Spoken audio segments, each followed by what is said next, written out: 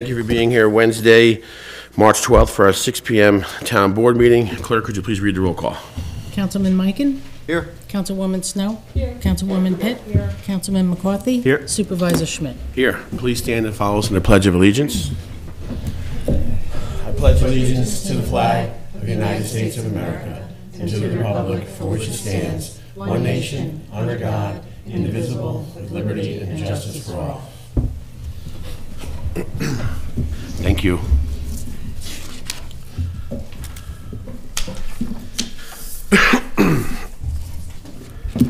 I'm just about over this cold, so I know my voice sounds a lot better than last week, but it should be better moving forward. Two young kids, it's hard to beat head colds in your house.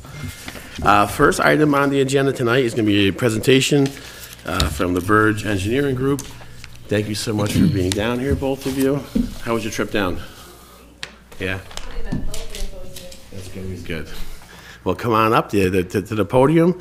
The floor is yours, and I look forward to hearing from you folks.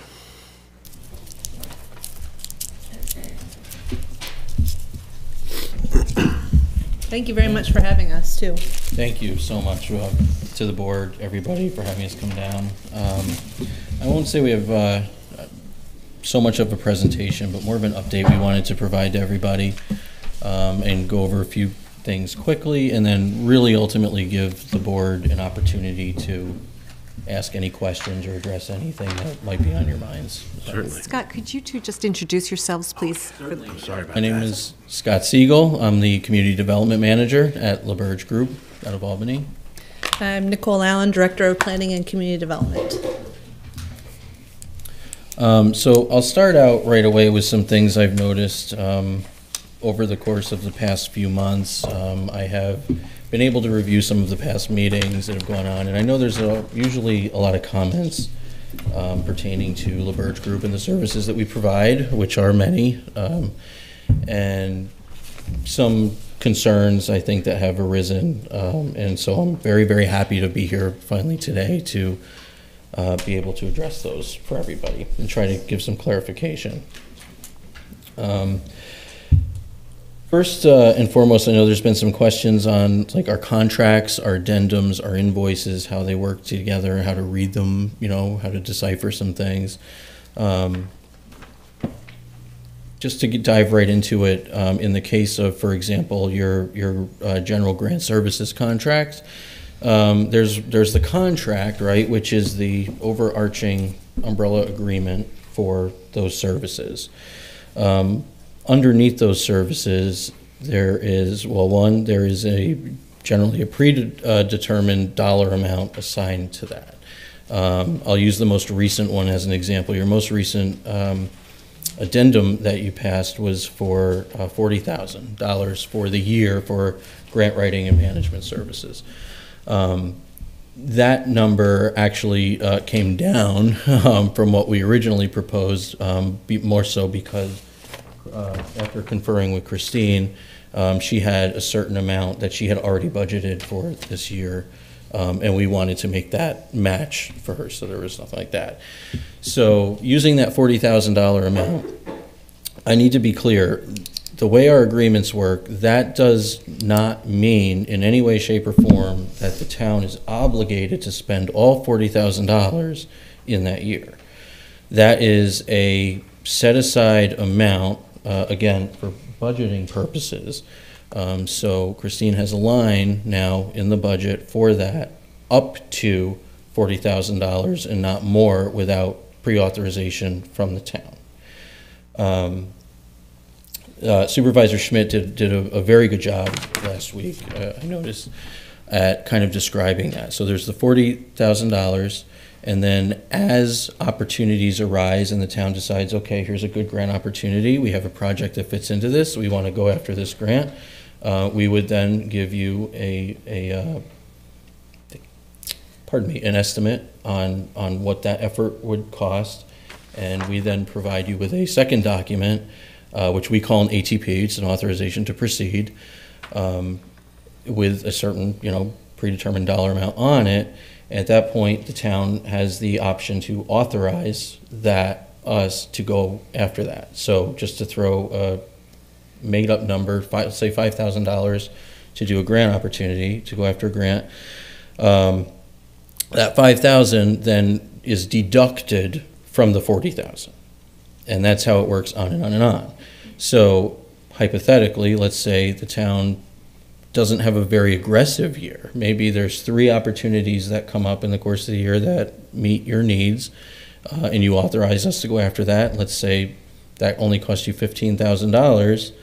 You end the year now with a remaining balance of $25,000 that goes back. You can then goes back into your budget, or you can reappropriate as correct. So that's how that generally works. An addendum would come into play under that scenario if the town had a very aggressive year, had a very good year. There were a lot of opportunities that came up that the town was eligible for. And say you end up going for 15 grants that year, and you go over the $40,000 threshold that was originally agreed upon. That's where you would see an addendum come in generally. And that addendum is to authorize just an extension. And another, it might be, okay, we need another $10,000 now because we've had such a great year. We want to continue to keep things going. So that's kind of how that works. I just want to add, as part of that, there are other firms that do the same service, but they do provide it differently. And some of those firms would address it as almost like a retainer or a fee per month to provide grant writing services. So they may charge you the same $40,000, but you would be required to spend it over the 12 months. And then it's almost more of a lump sum payment that's just divided by the 12 months. So we want to make sure that it's clear that what we are incurring as costs are directly related to the services that are being provided, so that you can say yes or no. We're not just writing grants willy-nilly over on our end. We want to make sure that they meet your needs, that you've said that you wanted to go for them, and then and kind of just use the services as you desire. Another caveat I did want to add is I know it was brought up at one point in a previous meeting that there are hourly costs involved in that. There are, in fact, hourly costs. I know it was mentioned that, well, I don't want anybody spending anything on this unless it's pre-authorized by the town, which can be done, mind you. I'm not saying that can't be done. Somebody just say so, and that's how we will go about doing it. In general, that general grant services agreement does account for a small amount of hourly work, and what that equates to is all the ancillary and incidental conversations that happen, the meetings that get called, the surveillance that is done in terms of trying to find grant opportunities that meet the town's needs for their specific projects. The emails occasionally that go back and forth, there's always questions, there's always things, and all that can lead up to time, right? It's not entirely different from, say, an attorney, right? It's all billable hours, so that's how we recoup those hours. Mind you, those are intended to be incredibly minimal, those hourly things. But just so you're aware, that is built in, but we can avoid that if that is the will of the town. That's fine. Did you have anything more to add to that? Another question I know has come up a few times, grant writing and management versus grant administration. They are two different things. In fact, the sheets that Nicole handed out just before we got started is actually representative of just that. So sheet number 1, which I will call this The colorful one. colorful. This is grant administration. This is all of the grants that we have been asked to administer on behalf of the town. I'd like to also add that several of the grants on here are grants that were subsequently found after we were asked about 2 years ago to do an investigation, so to speak, of any funds, grants, open projects that the town has that maybe they were not aware of. Maybe things that happened before this administration, or, you know, something that just people may not have been aware of. And it turns out we found quite a bit during that investigation. Upon reporting back on that investigation of the projects that were open, we were then asked if we could provide the administration services to make sure, one, the town doesn't lose any of the money that had been set aside for it, and two, get them over the goal line. Which I am very happy to say the back of this sheet are all of the grants that have now been closed out. They were found, most of them were found, administered, the projects have been done at this point, and they are considered closed out on our end. So we've made a lot of progress on that. The ones on the front side, there's a few that will probably remain open for a while longer, just because of the nature of those projects. Although there are at least 3 or 4 on here that are very, very close to also being closed out. So this list is shrinking very quickly at this point, which is very good news for both of us. I also want to point out the numbers that you see that are in red. Those numbers are the grants that were found, specifically were found during our investigation. That's what the red indicates. Were they ones that were already opened? Correct. They were already awarded to the town at some point in time in the past. We were trying to do the administration ourselves on these, but it was a pretty tough. Yeah, as I recall, situation. It became like the Dewey Lane even and the West Main Street. Yeah, I can tell you, as somebody deeply involved in this, it's not an easy task. It's a lot to keep track of. It's a lot to poor Christine, I know, is. I give her all the credit in the world. She has been incredibly patient throughout this, because a lot of the information we need in order to get these over the finish line come from Christine and all of her files, and she's been remarkable. But we are very, very, very close. We're really nailing down this list here and getting these closed out and done and cleaning this up. On the bottom left-hand side of the front, just to be clear, this is the amount of found grants, just those red numbers. So almost 2.8 million in money in grants that were out there that presumably the town knew little to nothing about, that they even existed. So, I mean, I take that as a win. We saved almost $3 million, I'm sorry, excuse me, almost $3 million worth of funding that, you know, in some circumstances would have been pulled. Somebody likely would have said, well, you clearly don't want this money, so we had the same. So we had the same situation. Remember, Marty wasn't on our board yet, but with the Willie Lake Dam, there was a grant, $1 million grant allocated to that project that was almost lost, and then we were able to catch it at the end. And Jess Peterson was still here, and we had to work to get it back, but we were able to get it back, and we almost lost that too, because that was allocated from years prior, and then you know, paperwork wasn't getting done, and you know, things slip through the cracks, right? Especially when you're not, you know, professional grant administrators. They absolutely can fall through the cracks. I think we were able to keep that one too. I know. See Rick Wilson in the audience. I know he's awfully happy that we saved that $1 million for over there. So that is, you know, kind of the quick and dirty grant administration. That's what those particular addendums that you see for administration are for. This is what we're talking about when we're talking about that. And it's been a lot of work. This has been a couple of years worth of work that we've been doing on this. The other sheet you have here, this would be the grant writing and management. These are grants that have been applied for since contracting with LaBerge Group. Since we have been an extension of your team, these are all of the grants that we have applied for with town authorization. These are the projects that we have helped kind of shepherd. And we've actually done pretty well. I can point to a couple things if you're interested. So, obviously all the grants we've applied for, you've won of those almost as much as we found in the other grants. You're at 2.728 million, which is that's a pretty good number. And I would like to reiterate that the town of Pawling, as wonderful as a place it is, and I mean, I certainly have quite the affinity for the town and all of you. It's not an easy number to hit.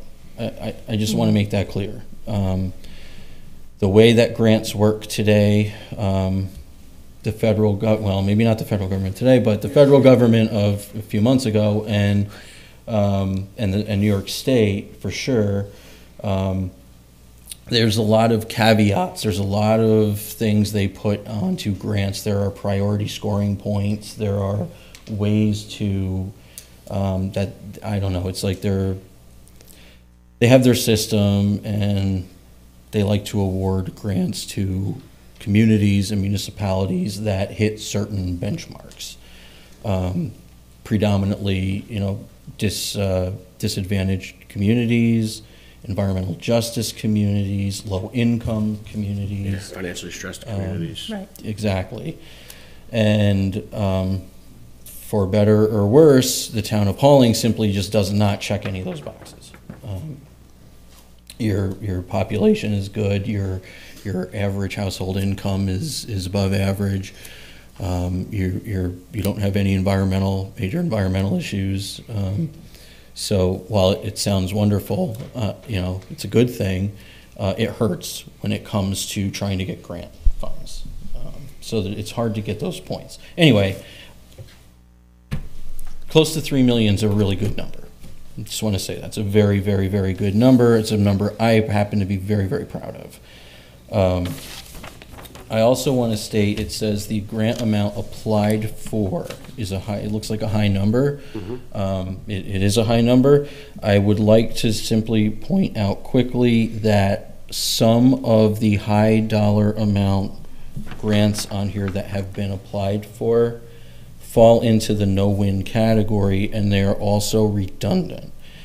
Case in point, Water District 2 for the New York WIA grant is on here a couple of times to the tune of nearly $500,000. So that is $1 million that didn't win but was applied for twice and didn't win. So I just want to make, it's these little caveats that make a difference in understanding what it is we do, how we do it, and how the numbers actually line up. And there's a few different things in here that are redundant that just didn't win. So that number looks a little higher, but if you were to condense the duplicates, I don't mean duplicates, but the ones that were applied for more than once for the same project, that number certainly would go down. When we apply multiple times like that for instance, the New York WIA grant, and we don't get it, did they give you any kind of direction? Like, is it something that we just shouldn't apply for moving forward, or is there a chance that it ended up being that way for Water District 2, and so we didn't. We knew at that point it was like, okay, this is we're not going to score high enough under the WIA program. Okay. It turns out, EFC became over the last year or two very, very, very heavily looking at emerging contaminants, communities with PFA contamination and 1,4-dioxane contamination, and they're funneling almost exclusively all of that program's money into projects that can show that. That's become their top thing. So if there's no major contamination issues with the water system, it just isn't going to score well under those programs. And I will add that we always seek that feedback after a grant is unsuccessful, trying to understand why it was scored that way and then evaluate whether it makes sense to resubmit it. But there are also other programs that sometimes you just are not going to win your first time, and it's a very competitive process, so they like to see you sometimes submit 2 or 3 times. Parks tend to be that way. You've been fortunate that your park has had the funding, but a lot of times that's one that doesn't initially get funded right off the bat too. I would also like to quickly point out all the way to the right on the bottom, that figure is the actual amount, at least so far, that the town has paid for grant writing services to LaBerge Group from inception to date. So 6 years, that's the actual amount that's been paid. So I'll state for the record, it's about $160,000. And in return, the town has won almost $3 million worth of grants on that. So I'd like to say the ROI on that is pretty good. Is any of that 160 paid back through any of these grants? Some grants that have, Not on the grant writing. 160. not on the grant writing, on the grant administration. On the grant administration, it does cover some of those projects that you've done, like the MS4 mapping, the park project, I'm trying to think of some of the other pieces on the administration side as well, and also engineering, so. The 160,000, The implementation gets funded, not the writing side. that's for the writing side? Yes. Yes, sir. So, yeah, I think that's what, about 5%, between 5 and 6%. Or to flip it, that's about a 95% return on investment to the town. I know I'd be very happy with that if I could put 160,000 in there and in 6 years get 3 million back. Do you have the I number? would not be standing here right now. Do you have the number for the administration side? We do. That number to date is 105,300. 105,300. Now, I will just like to add that some of that has been offset by grant return, or less the implementation, the MS4 grant administration was covered. There are also some grants where the town has elected to be reimbursed only for the construction side and not the grant administration or the engineering side. So it was a choice the town made as part of the match requirement. So it's misleading to say that that was not eligible for reimbursement. Okay, so that is that. Does anybody, should I stop for questions at this point on that? If anyone has any questions, jump in anytime you want. Yeah, please, don't, yeah. I didn't know if that you were going to then go to the engineering side, if there's an amount for that. An amount that has been invoiced or Correct. paid by the town? Yes, please. Is that it? Oh, I see, okay. Yep. Total engineering, and this is for multiple projects, about 325,000. And some of that has been offset by the grants, so it's not been calculated to know what you've been reimbursed for those.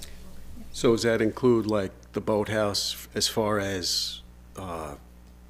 So in the case of the boathouse. Oversight of the people that are hired there to work? So in the case of the boathouse, the town elected to just be reimbursed from the state for the construction costs related to it, so not the engineering on it. But it does go Right. towards your match related to that project. But it does, the MS4 project was fully reimbursed. So 325,000, and that is over the course of the last 6 years. And that includes the Route 22 sewer project, the Water District Number 2 project, the MS4 mapping. Most of that was reimbursed by that grant, and the Lakeside Boathouse project. Now, I will also like to add that the Water District project, you are required to have some engineering in place in order to be eligible to apply for the grants as well. So there's sometimes you have to do this in order to be able to even get the funds. So you have to do the map plan and report. You have to go ahead and start some of the engineering aspect to even be able to talk to the agencies. Apply for it. Yeah. So.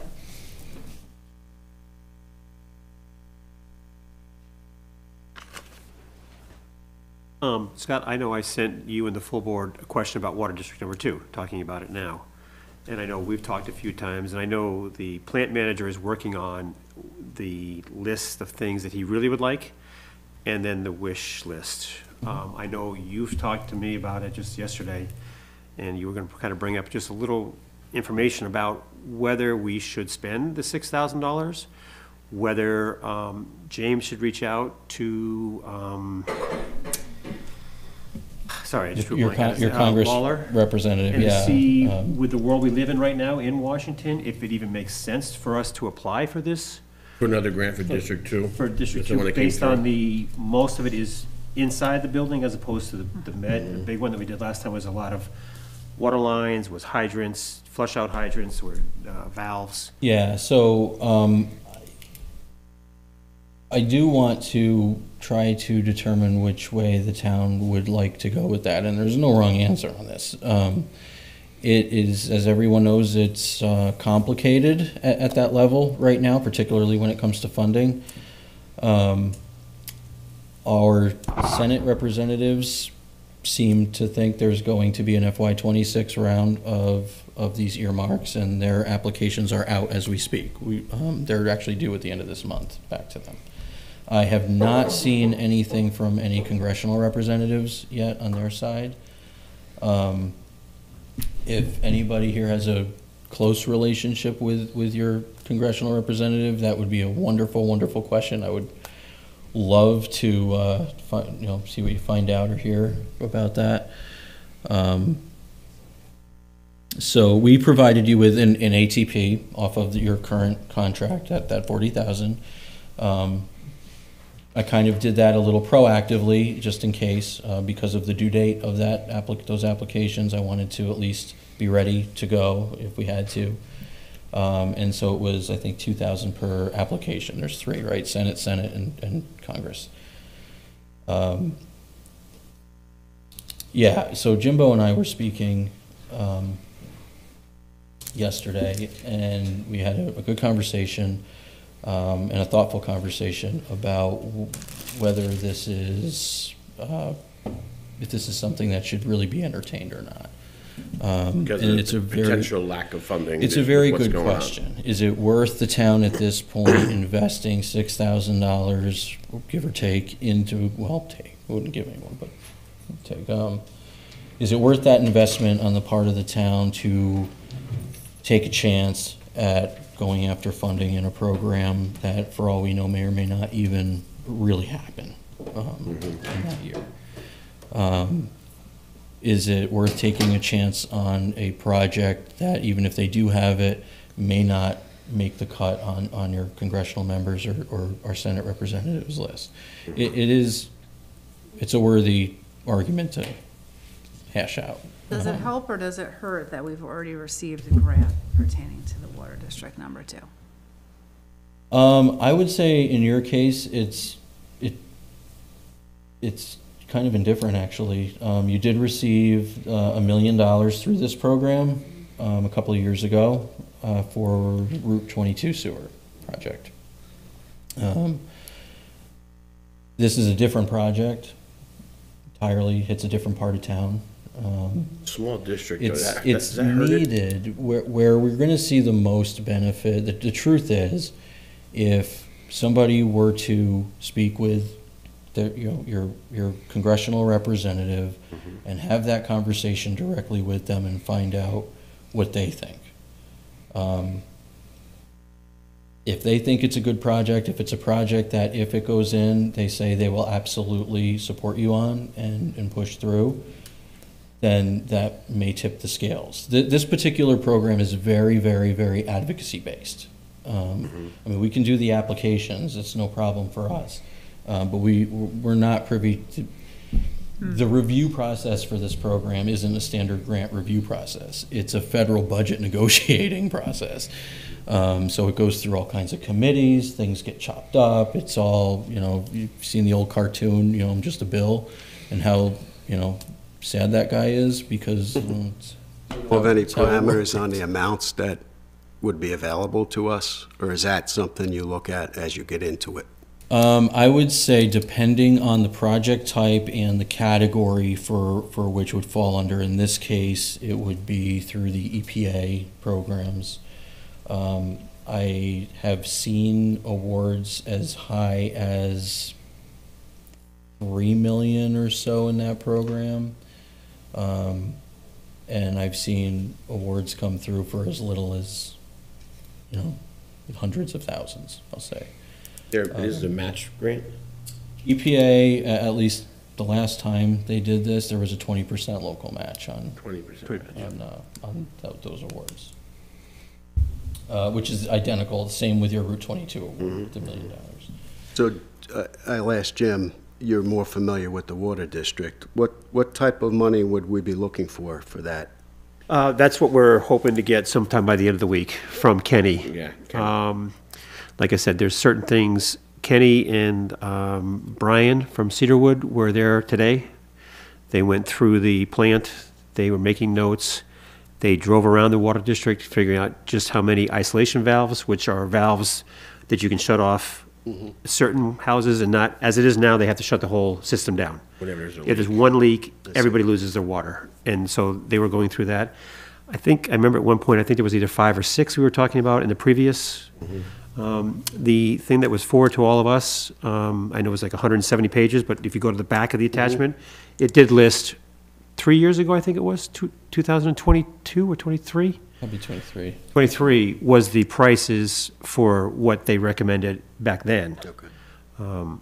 Again, 23, so you know, those prices, you have to figure at least 25% increase. So they were gonna go through that, they had a copy of that, and see what they felt the plant really needed.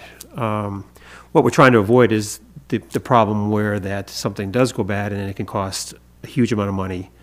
And being such a small district, just kind of like, Falls on those folks over there. correct. So we're trying to look at it. Obviously, you know, to replace all the water lines and things like that would be out of, you know, just way too expensive. But the valves, clean out hydrants, things of that nature.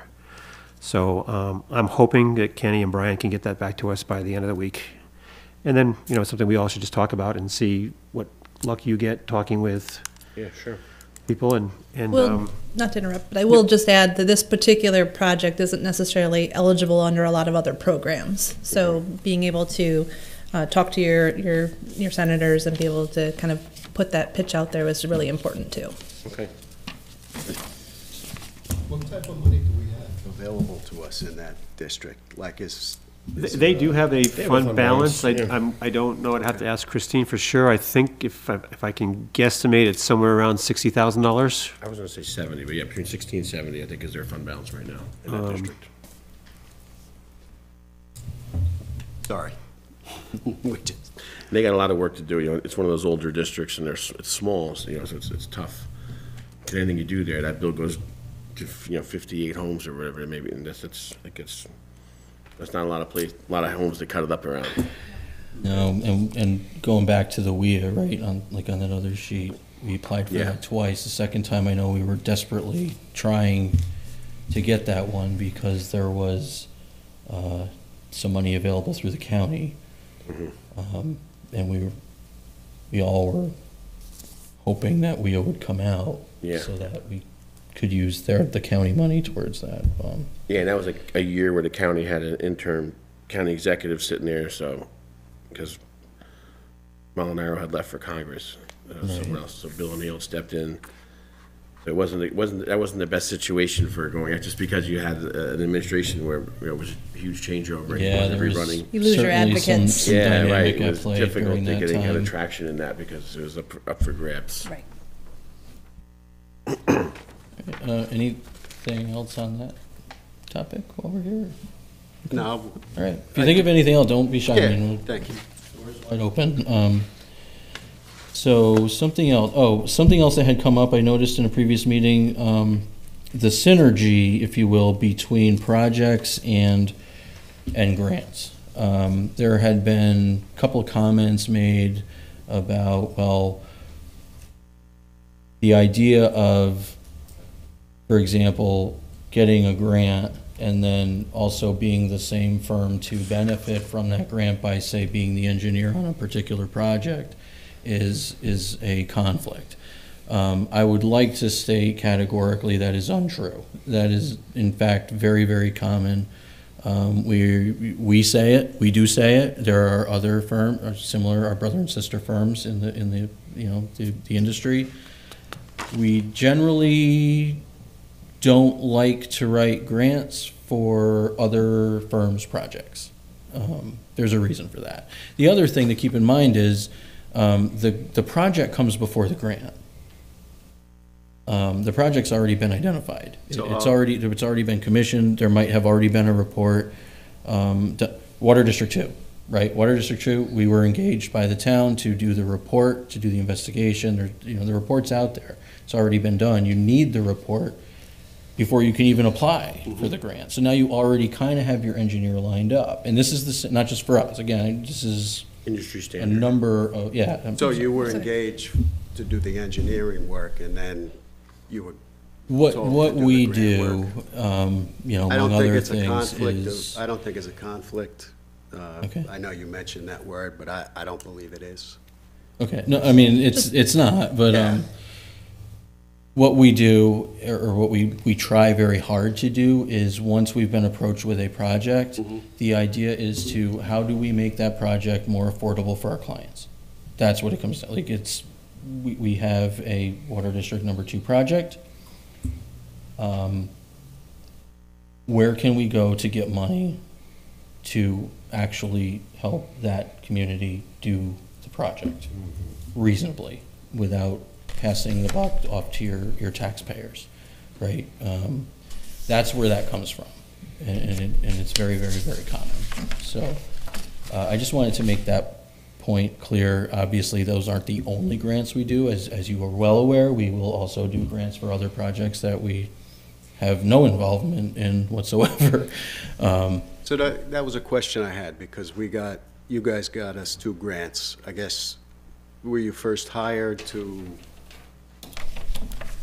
go over the master plan? I'm not using the correct terminology, but, For the Are you referring comprehensive to the plan? comprehensive plan? Yeah. Right.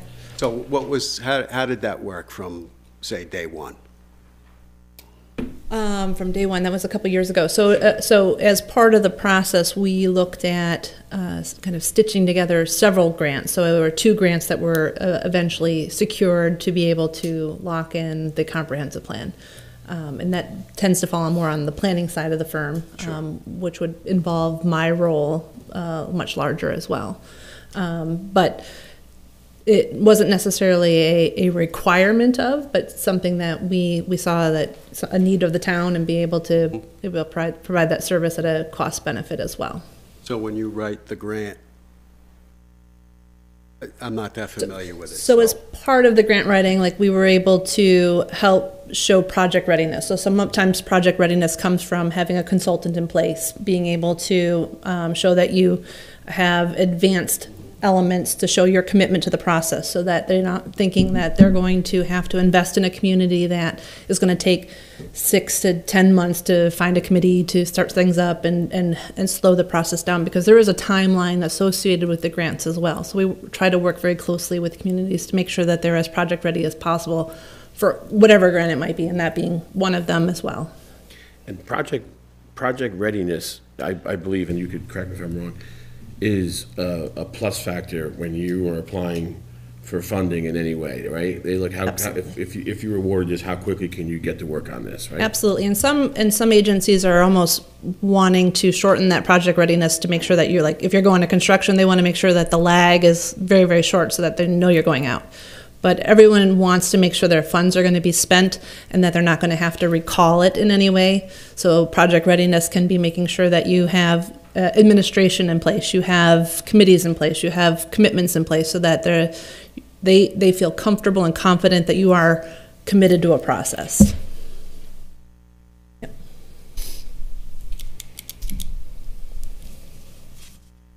That help? Was that? Yeah, that's helpful. Very helpful, thank you, thank you. So do you have more to the presentation?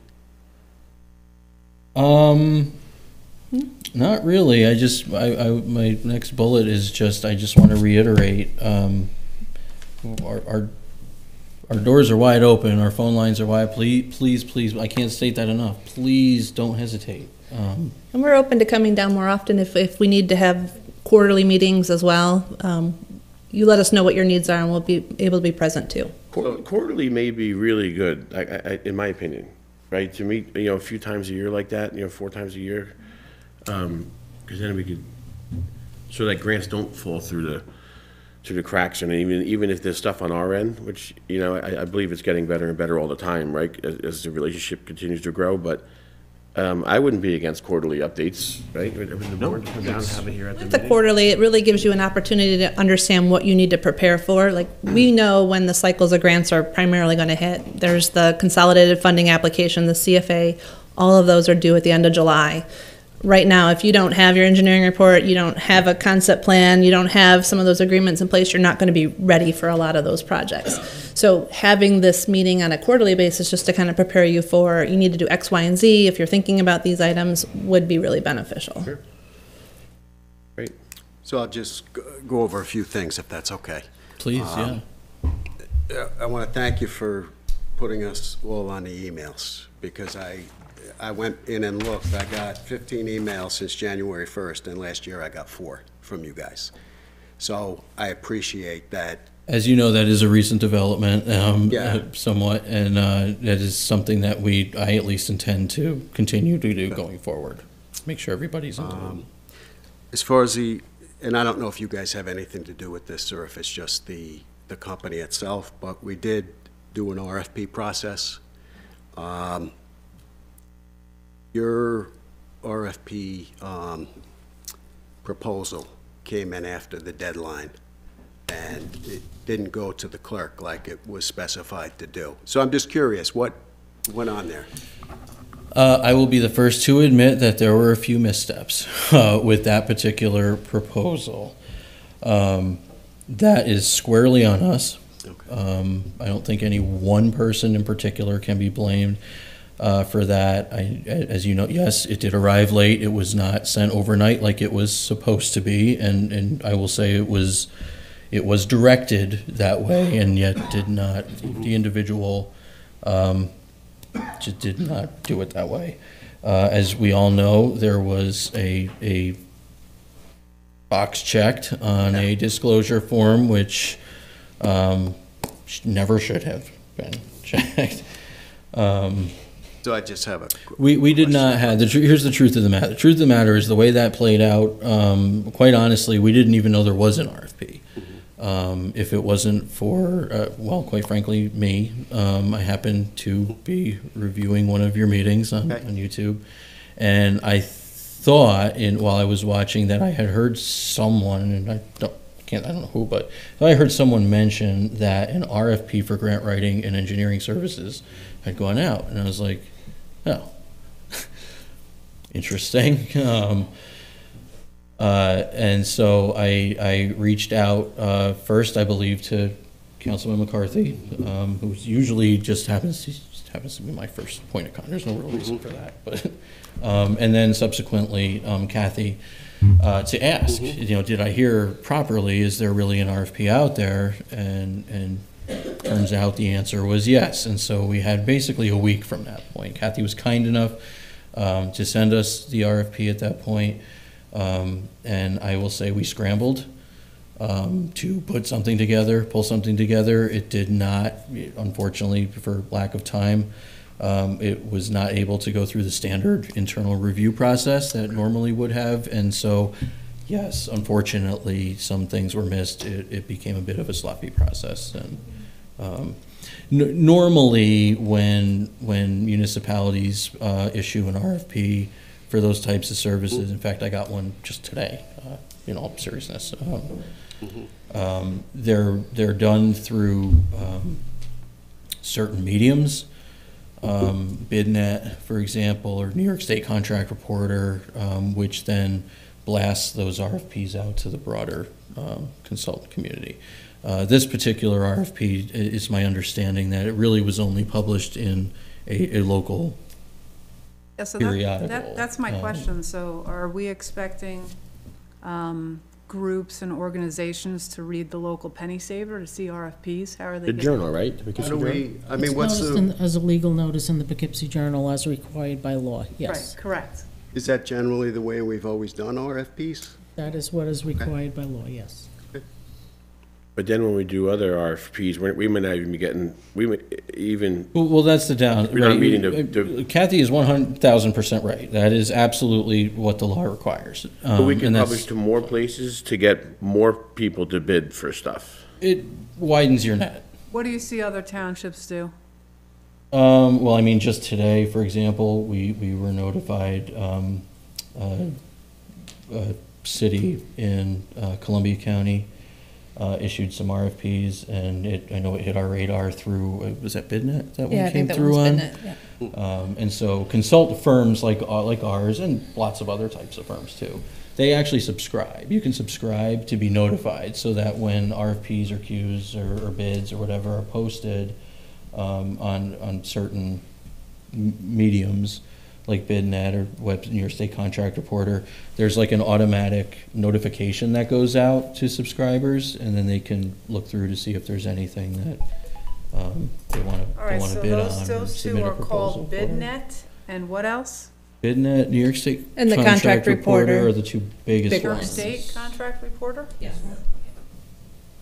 We currently don't do that, right? Because I assume we would have to follow through with a yearly resolution that we're going to use those, two online formats. I'm sure there's a fee associated with that.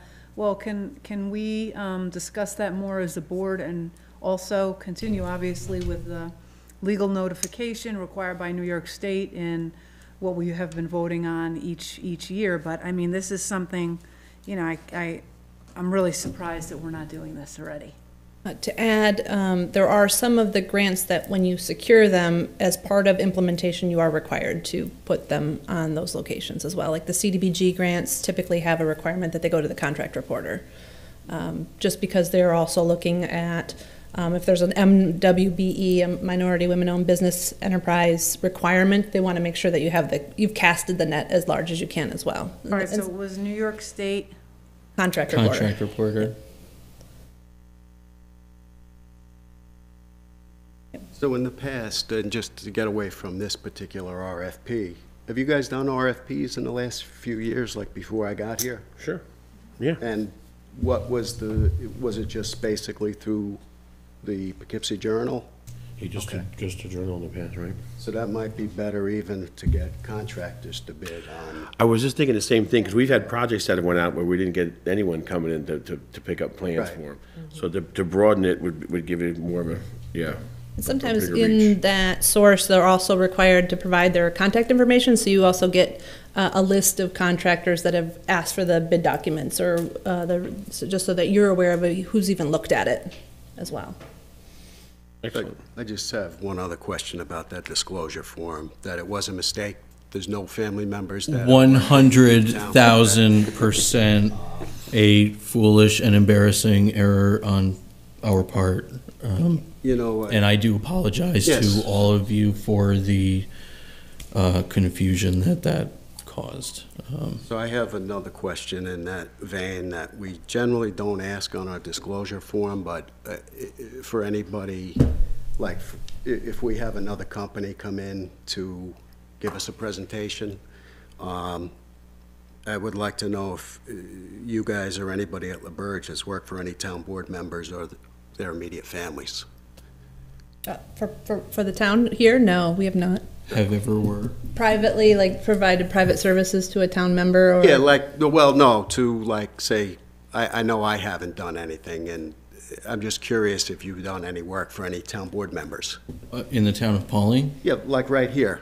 Like aside from Yes. the general municipal work Yeah. we do? No. Yeah, okay, no. good. No, it's an easy question. I like Yeah. easy questions. I don't think No, that's in our absolutely. disclosure. I don't think that's Absolutely in our not. disclosure form, but I think it almost should be. Not that I don't think it's illegal, No, I mean, but it's just it something. could That be. question may Yeah. apply more than being related. Yeah. But we're not Yes, related okay, either. good. Yes. Thank you. I have just one more question. Firms and contractors and companies that we have pre-existing relationships for however many years, I mean, if, we're gonna go through the RFP process, is it appropriate? Obviously, we're gonna go through that process accordingly, but since we've been working with folks for numerous years, like, hey, heads up, you know, there's an RFP coming. I What- actually said That it to makes Scott sense. when it first happened, and we had spoke, you know, and he was on a meeting. I actually thought the same thing. I'm like, that's actually my fault. When we put RFPs out, I should, you know, probably reach out to the firm we're already working with, you know, and just, so you're not scouring the internet looking for bids. And I agree with you. You're right, and that's why I apologize to you guys up there. I said, you know what, in the future, when RFPs go out, it should come through my office. Any of the professional services already working here should get a call like, hey, this is going out for an RFP, just so you know, and so you know to look out for it, and also so you don't, you know, find out secondhand and wonder why it's going out and just, you know, because of the process. But in the future, that is something that we spoke about doing. Any of the professional services, when they're being RFPs go out, you will get contacted from our office. Yeah, I would like to clarify just quickly for everyone here, the whole board, like, I'm not saying that, we're not here to advocate for ourselves. We're strictly here for clarification purposes only. And I will, on that basis, I'd like to add, I think, if I'm not mistaken, Councilman Migan, I only, was it two official responses were returned from that RFP for the grant writing? Yes. There was two. 3, So, including you. well, I don't know if ours Well- it was late, it was not done properly. Right. There's I don't count that one. But there are, seriously, there are a lot of firms that do what we do. I know. And you probably would have gotten a lot more than 2 responses. Well, that's had a it good been- point. I'm glad that Councilwoman Pitt brought it up, or that you let us know that there's other Again, avenues. Yeah, absolutely. I just want to be helpful. That's all I'm trying to do here. I just have one more comment about the quarterly meetings. I mean, these are all billable hours as discussed, and I'm not quite sure if every quarter, if it's necessary. I mean, if we were to have an update or a rolling data sheet like we have right here in front of us, paper copy, mailed to us, I think it's, you know, this is pretty easy to take a look at and to see what's what. Paper printouts for me are extremely helpful, and now that you guys have thoroughly gone through them, I'm just throwing it out there that depending on what's going on, right, and how busy projects are, I'm not quite sure if it's. I will say, necessary. I'm not advocating for a night meeting, because, you know, we all like our nights, but we are salary as well, so typically our evenings are at cost to us. There's not a heavy overhead or charge that typically follows with that. But there are times where it may make sense, as I was mentioning, just kind of like setting the stage for what you might also need to think about or talk about some of these grant opportunities, so that you do understand kind of all right, it's 6 months away, but this is what you need to do now to be able to be ready then. So there may be times that maybe if we provide the summary, then it may just be like, okay, not necessary right now, but we'll look at the next one, and we could minimize it that way too. And if we have questions and we reach out to you, that's all falls under billable as well? Just out of curiosity. Okay. Technically, yes, it does. But again, we try to keep it minimum. I mean, if you want to reach out with a question, if you want to shoot me an email or give me a call, you know, it's going to be minimal. To me, the only thing that, Unless somebody asks me to do some serious research on something that takes hours of time, or, you know, like a full-blown, like if we want to have a Zoom meeting or something, that takes a little bit more time. But just with your average clarification questions, if I can help in any way, please, early and often, please don't be shy. I give out my cell phone number. I'm always available. I mean, all I can do is open the door. I encourage all of you to walk through it whenever you find it necessary. Well, this printout is actually really helpful too. Like Councilman Pitt said, it really lays out there how much money in grants we've received, and you know, and obviously a lot of these projects, you know, probably most of these projects wouldn't have been doable for us, right? For small communities, it's tough to fund these projects without getting funding like this. So this is. see, it's good. I'm sorry. Yeah, go ahead. What I saw through our bookkeeper was that this past 2024, it was about the same as far as grant writing and grant administration. So it was like about 31, between 31 and 32,000 each. But I asked for the LaBerge Engineering and Consulting Group, the total amounts yearly that we pay, and last year it was about 242,000. I understand the boathouse was a big project that had much more cost. I mean, I don't particularly think that project went very smooth, and I do have some numbers here that I'll go over with my bookkeeper. I don't think it's necessary to go over with you, but there was some costs that were not foreseen, obviously. And although, and I'm just curious because the design contract management is up to about 215,000 or so. And like in your billing, do you separate like real engineering with job oversight and other particulars?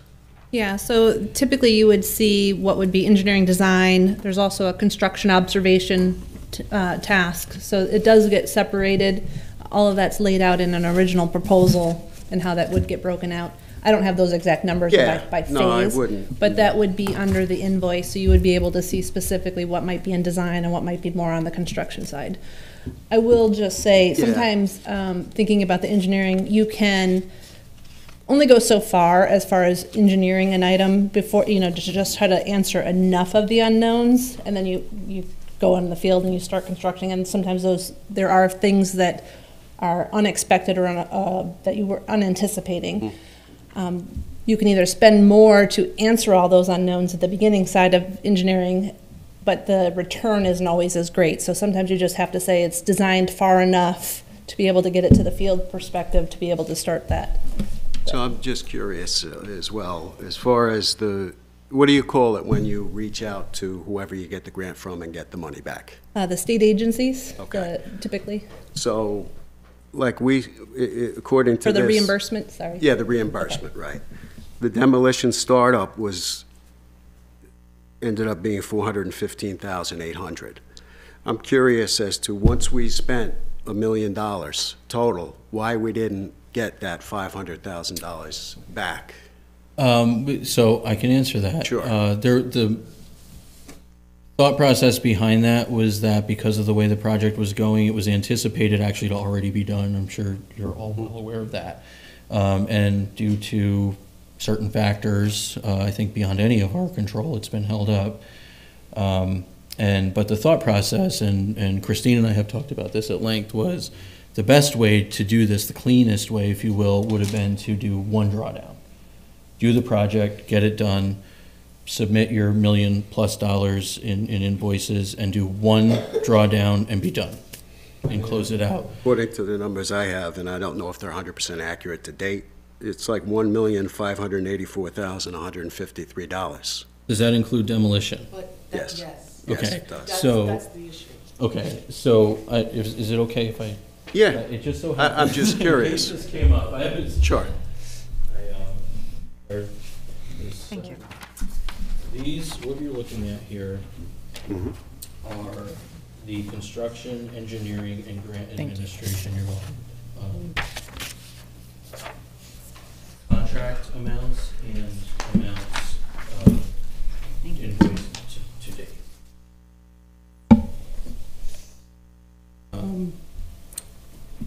It's important to note that the demolition phase of this project was conducted outside the scope of the grant requirements, and so that became ineligible to use towards the match amount. So that we knew going in?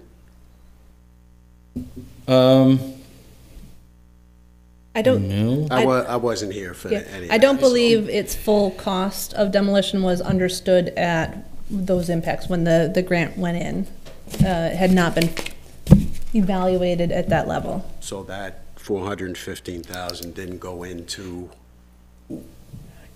Let me say it Yeah. this way. LaBerge Group was not involved in the demolition phase of that project. okay. So though the fees, the amounts that you're seeing for that phase are separate and distinct from anything we have done on that project.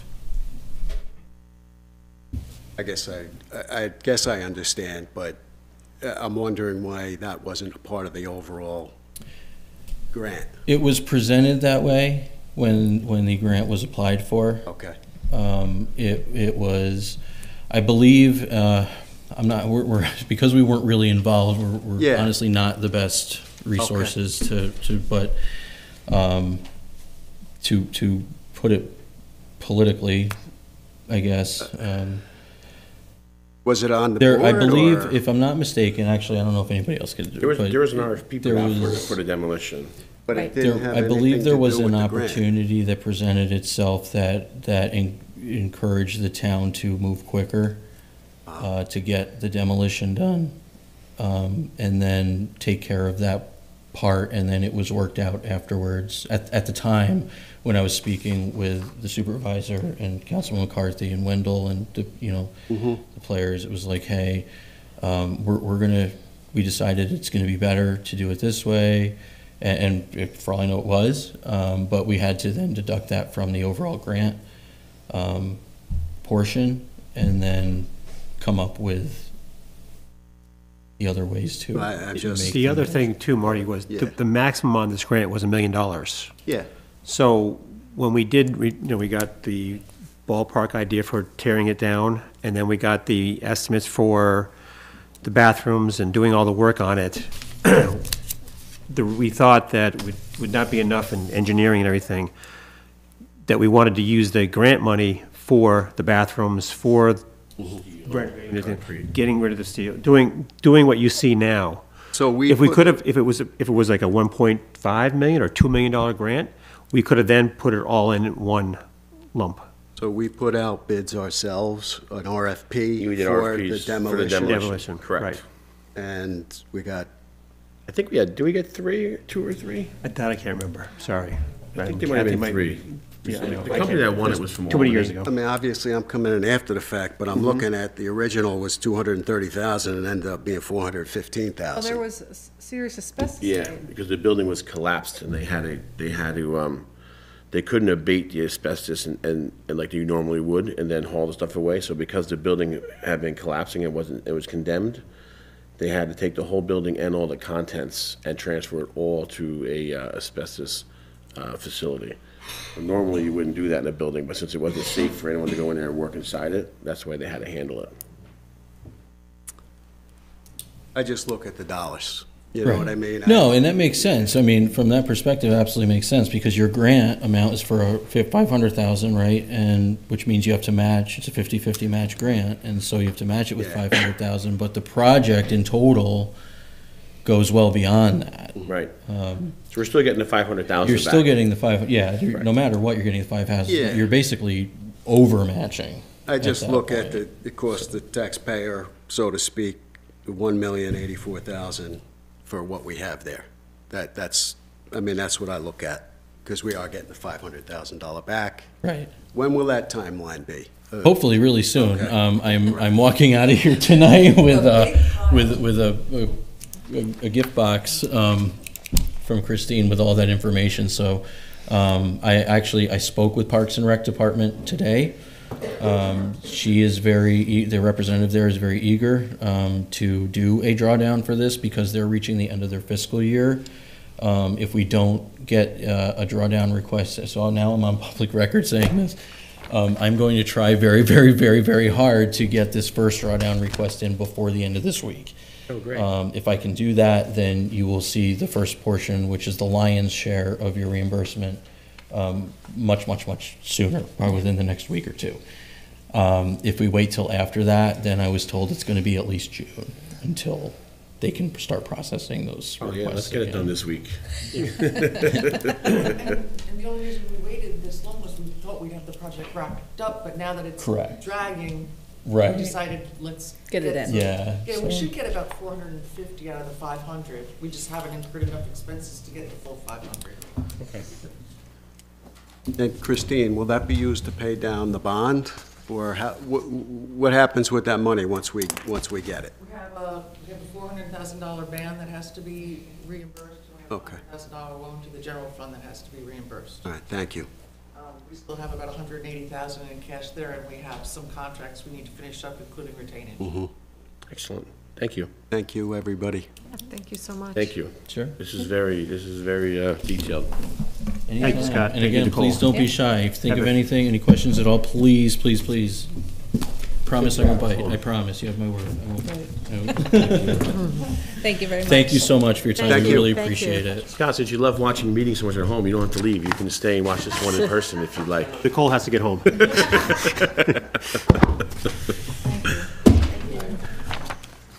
Next item on the agenda will be privilege of the floor with respect to agenda items only. Anyone with a comment regarding the the agenda items tonight, come on up, state your name, address for the record. Please keep your comments around 3 minutes if possible.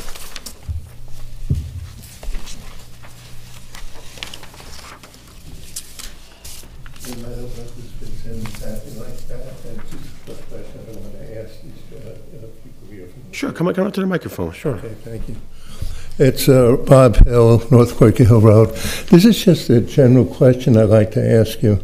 I've been involved on large projects with this federal funding, and they have a thing called discretionary funding. You're familiar with that, right? Okay.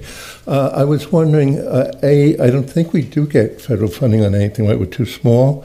So just that's one question. And the other is, does the state have anything like discretionary funding? And I think I would just say what that is. Basically, when Congress approves so much money for funding for projects for the year, if some of those projects don't start, it's something where they have to give the money back or re-vote on it. So what they have is that they put out and they say if any project can start early and start by May 1st, we'll give another 10% funding to that job and to the organization. So the question really is there something like that here where if we could start early on something, a project, where we get another additional funding from, in this case, the state? That's my question. Thank you. Thank you.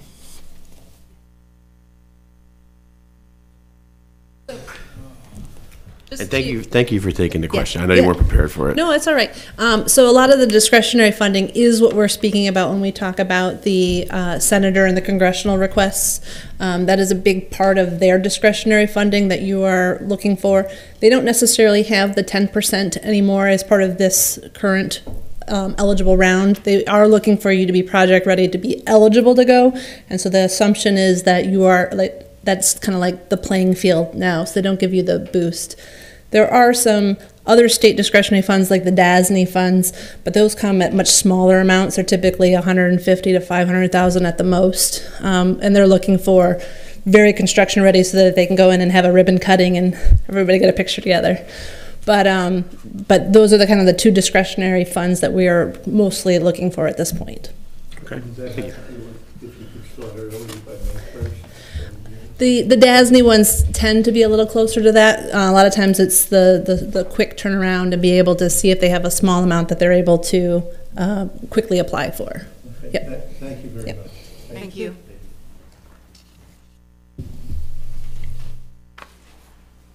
All right, moving along to resolutions. Resolution 61, approval of open top container purchase. Bobby, thanks for being here. Our highway superintendent, I know this is something we're going to be using for the transfer station.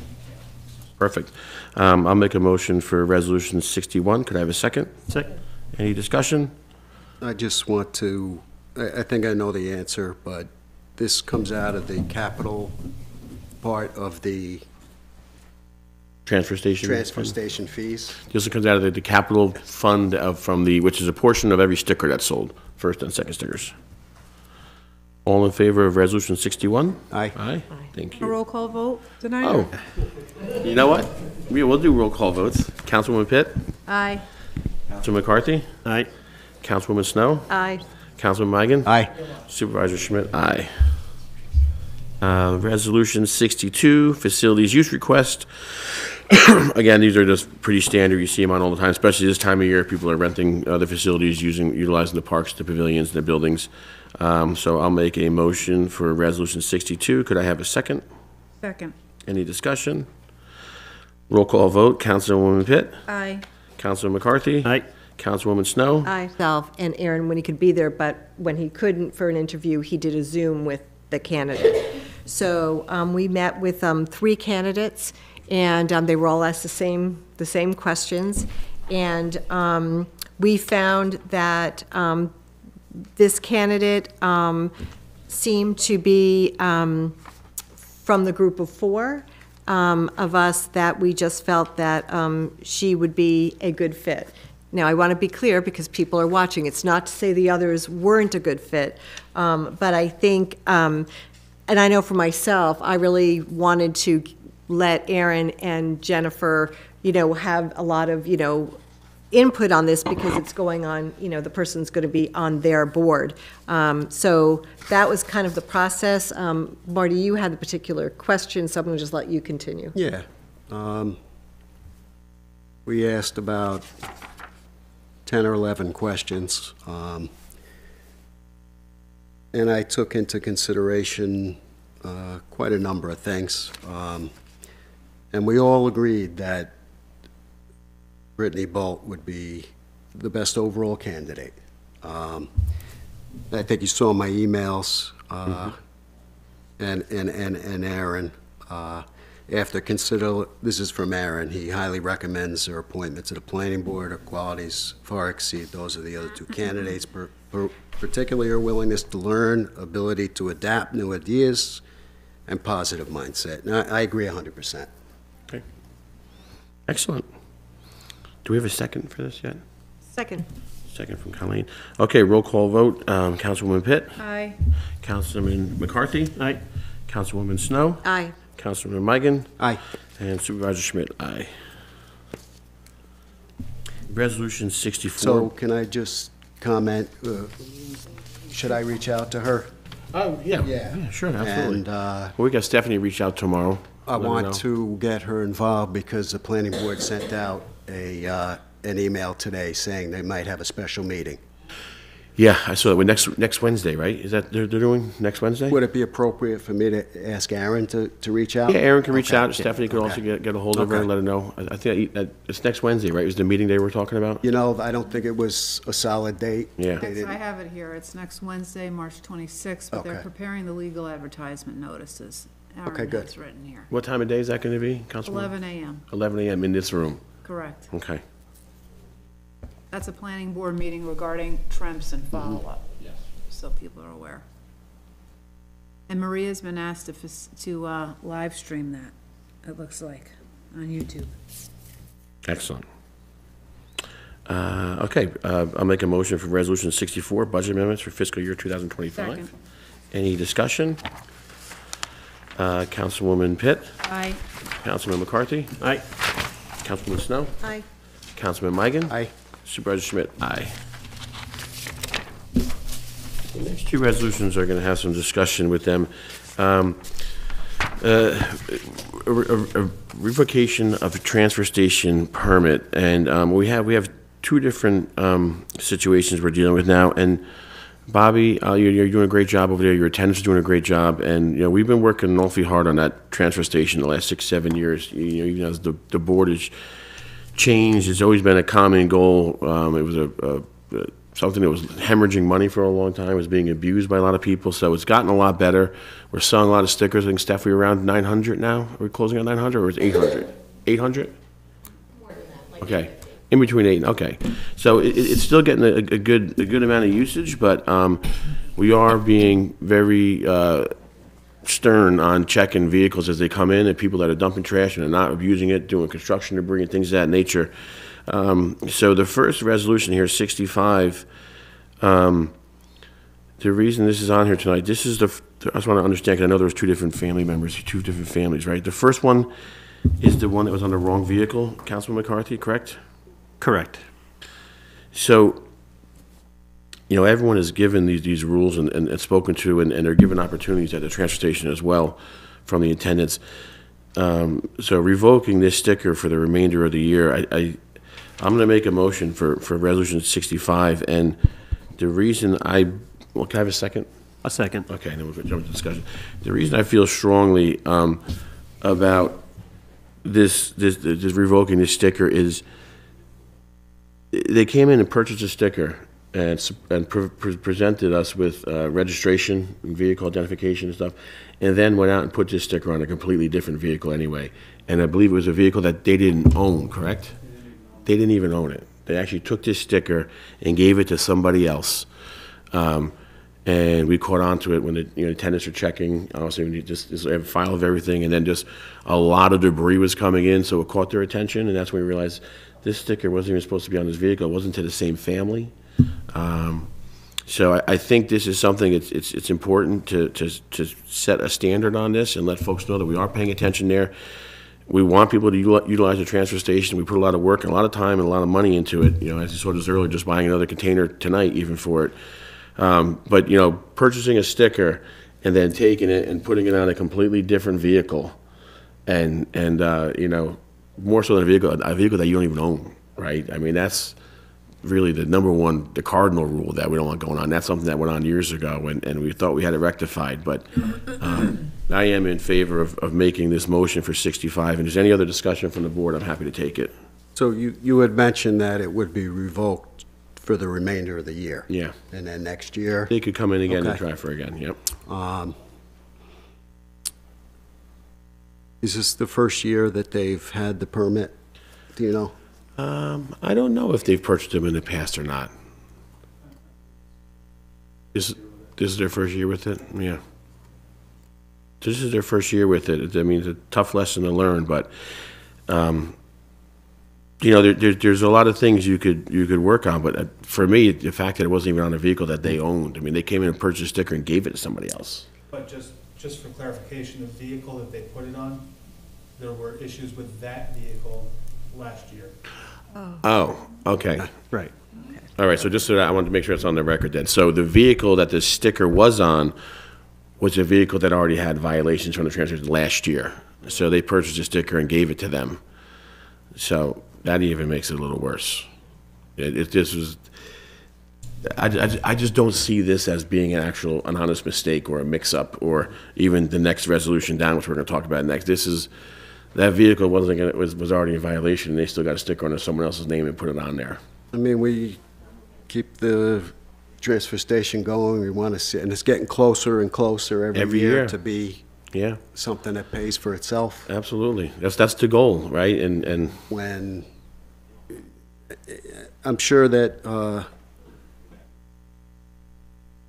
things slip through the cracks sometimes, but hopefully we can, and Bobby, you're doing a good job being aware of who's coming in, who's not abiding by. Everybody gets a set of rules. I'm glad you caught this, honestly. It's you hope that people talk about it and they don't try and do this stuff anymore, right? I mean, it's just, that's transportation stations here for everyone's usage, but, you know, the reason we're getting it, Councilman Meyer, closer and closer back to breaking even is because we're correcting a lot of these things that were going on.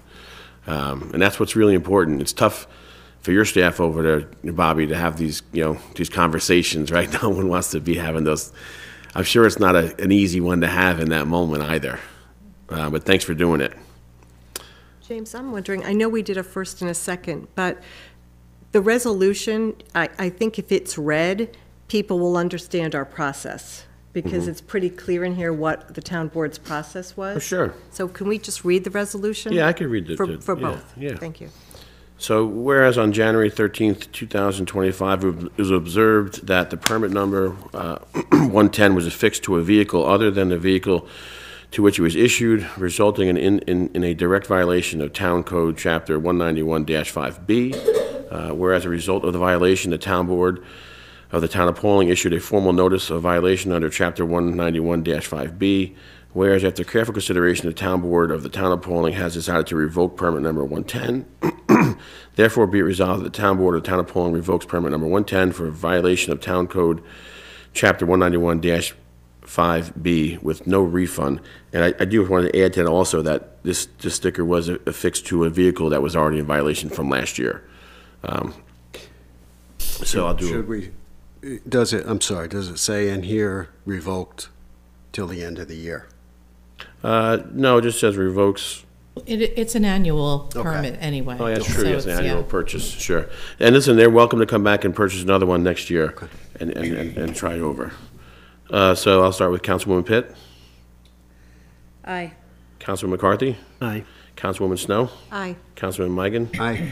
Councilman, Supervisor Schmidt, aye. Roll call, get used to that. You right over there, Jim? I'm okay.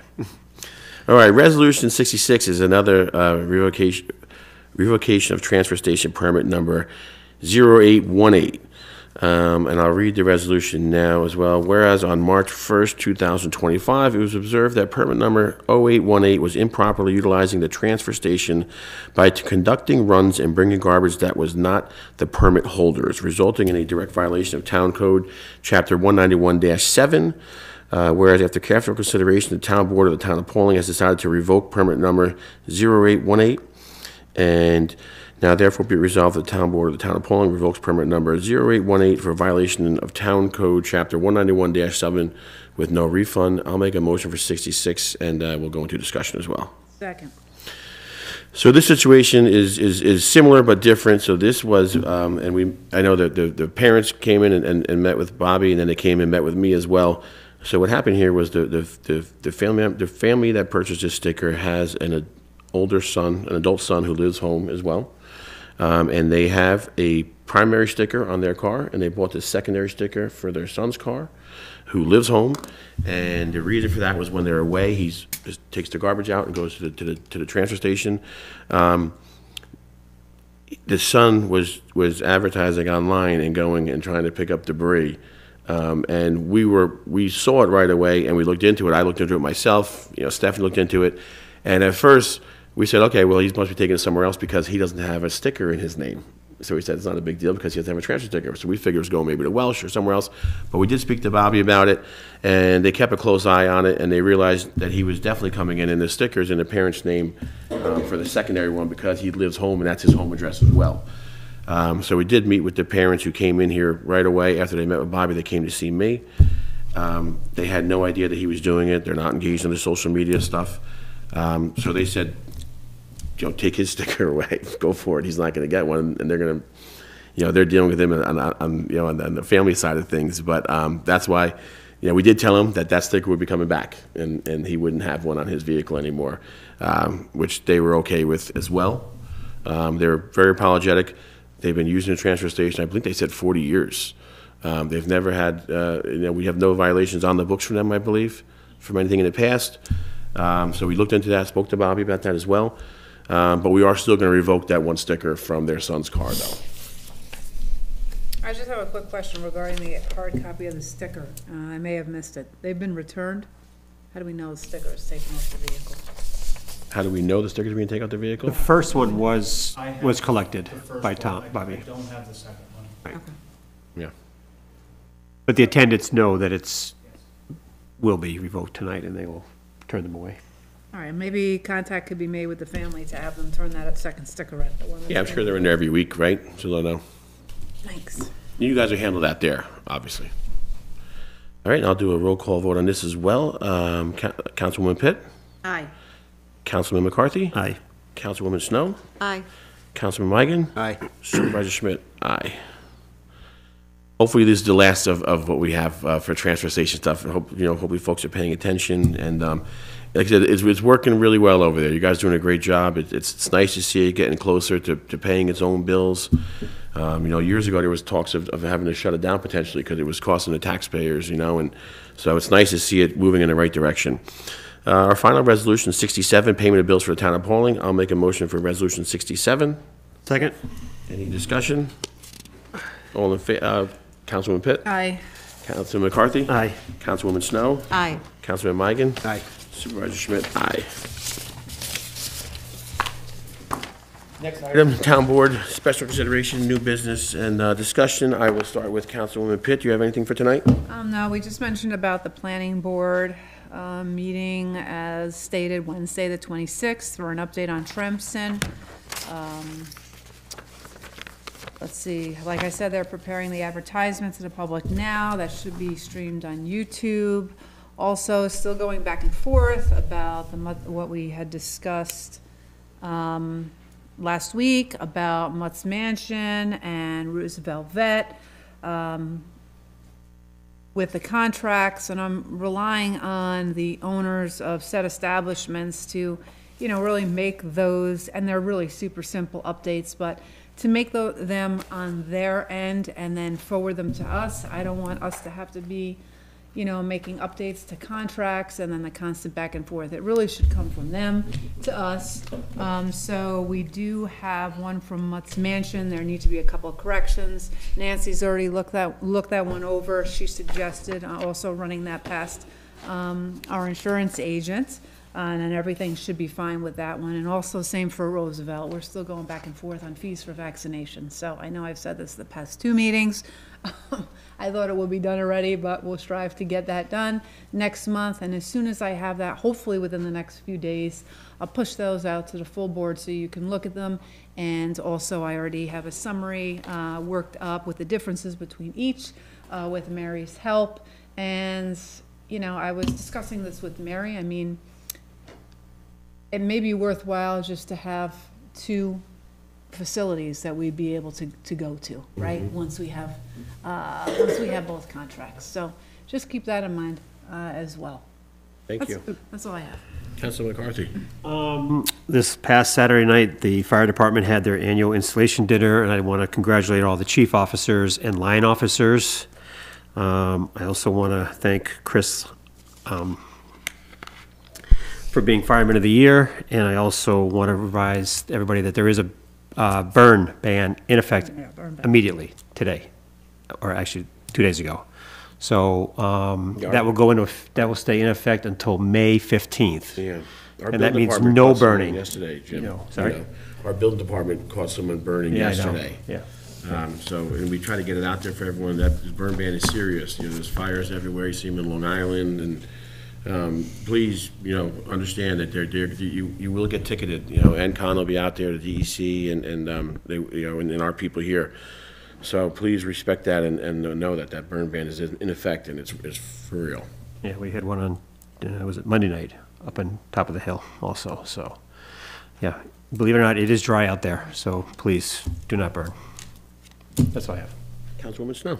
Just I'll echo Councilman McCarthy's. It was a lovely evening at the installation dinner, and again, congratulations to all. And I did want to add that Glenn Carey had received the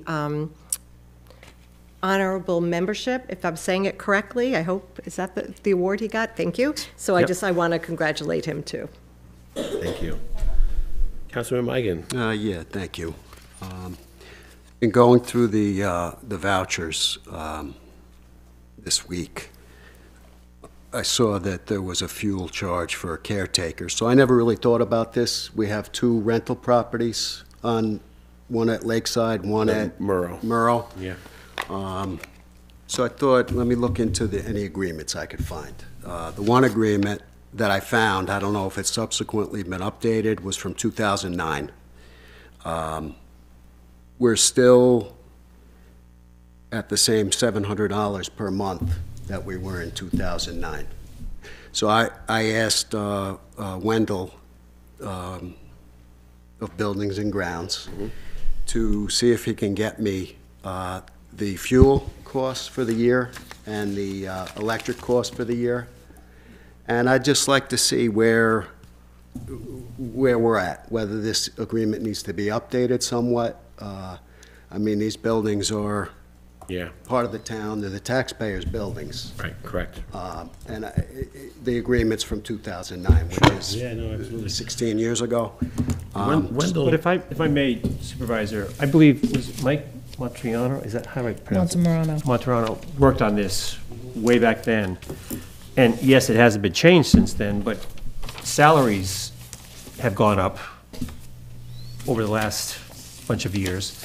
And both of these people do give back, and they do work a certain amount of hours for the town. I get it. So I mean, even though it hasn't been changed. That would come into my equation based on the amount we're paying for their fuel. Right. The amount that the electrical But I know there's a whole costs. formula that Right. Mike did work on years ago, so I get it, but I don't know that same formula would exactly work in this. Yeah, in so this when case. Wendell got you a list of And their listen, I duties. appreciate what these guys do. Mm-hmm. I mean, in here, it says light maintenance work.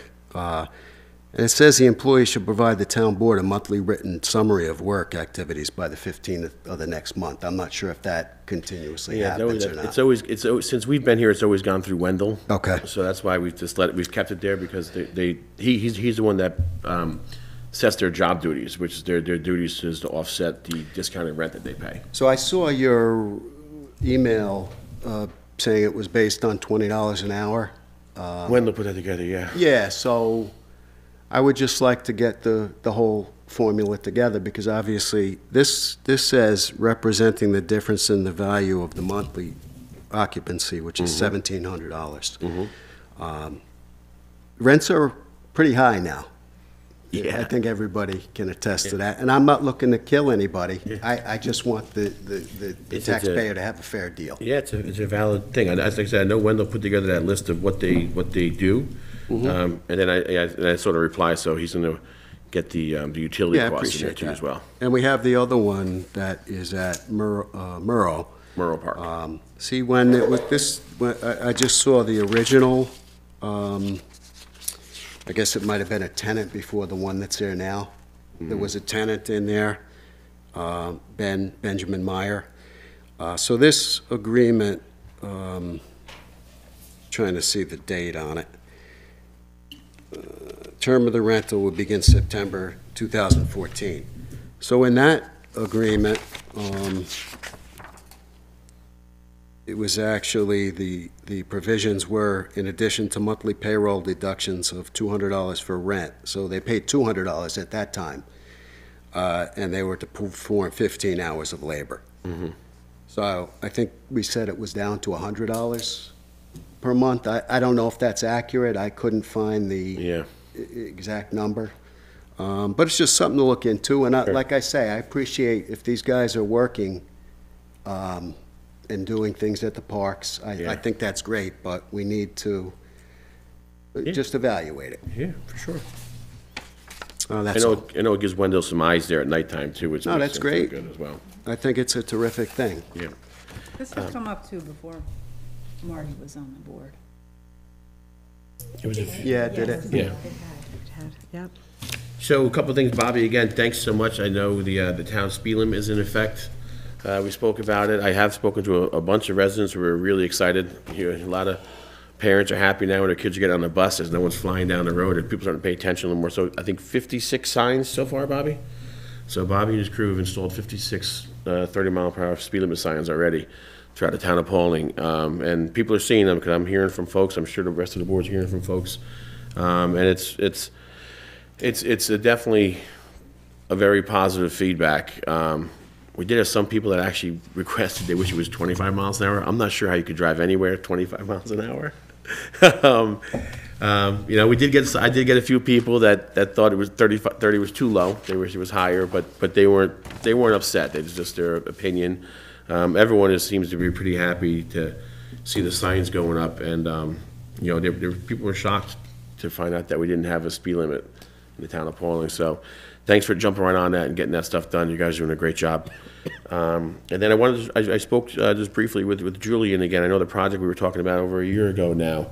He gave a good presentation to the board about his all-access handicap porch, patio in Lakeside Park. And I reached out to Wendell today as well. So now the weather's getting nice, and before the grass starts growing and things get busy, we're going to try and get together next week and plan this out. And Robin and the rec department had raised some money through the rec page, some donations towards this project. I spoke to some local contractors and business owners, so I'm going to circle back with them this week, see what kind of donations we can get from them for concrete and stuff like that nature. I'll get it in writing so the board can accept all the donations, and we'll hopefully have enough to be able to pull this off this spring and get this done once and for all for him. So as soon as I get a little more information, I'll get it all to you guys, and like I said, any donation stuff, I'll make sure I get it in writing, and we'll have it on the agenda, for the next month or I guess probably, the next month. Do we know if he we can see it. applied to the Pawling Community Foundation? I don't know if he applied to PCF. He did. Do you think and he could do it again for this? I think he could, because when did I say the deadline's coming? I know it's coming up soon, right? 1st of Yes. April, was it? You said- I Yeah, can't- I'm gonna just double check, but I know he did, and he I don't believe he was awarded anything, but I want to just check that to be Sure. sure.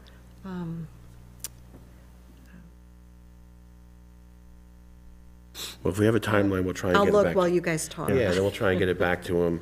But I'll get some more updates for everyone on it. It would be nice to get this project done for him, and, he's eager to do it, and, we had a few folks that have already, helped out, a bit with plans and dimensions and putting some stuff on paper for us, so, as this progresses over the next few weeks, we'll make sure we get everyone updated as well. While Councilman Snow's looking for that, I'll open the floor with respect to agenda and non-agenda items. Anyone with any comments, come on up, state your name and address for the record. Please try and keep your comments around 3 minutes. No? Tuesday, April 1st is the Tuesday, April deadline. 1st is the deadline for his, okay. We'll make sure, maybe Steph, we'll reach out to Julian tomorrow, let him know that, to look into that as well, okay? Thank you for that, Councilwoman Snow. Seeing no comments, I'll make a motion to adjourn. I have one more comment, I'm sorry. Oh, go for it. Who will be following up on the online services offered by, I was just on there quickly before, do the research behind, sorry, I'm looking at my notes, BidNet and New York State Contract Reporter, regarding our RFPs.